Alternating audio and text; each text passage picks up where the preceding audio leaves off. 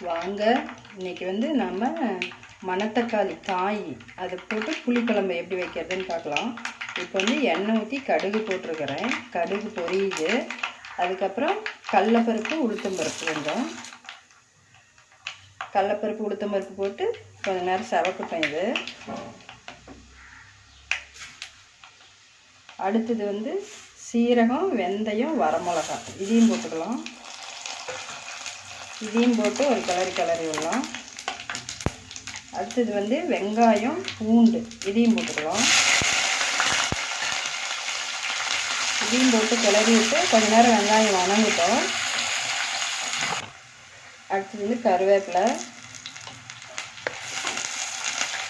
அடுத்தது வந்து தக்காளி போட்டுக்கலாம். தக்காளி கொஞ்சம் நேரம் வணங்கிட்டோம். அடுத்தது வந்து மணத்தக்காளி காய் செடியில் பறிச்சிட்டு வந்தது அதை வந்து போட்டுக்கலாம்.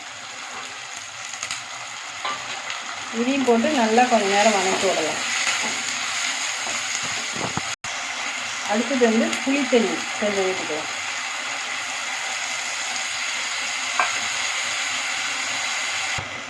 இன்னும் கொஞ்சம் தண்ணி ஊற்றி கொஞ்சம் நேரம் கொதிக்கிட்டோம்.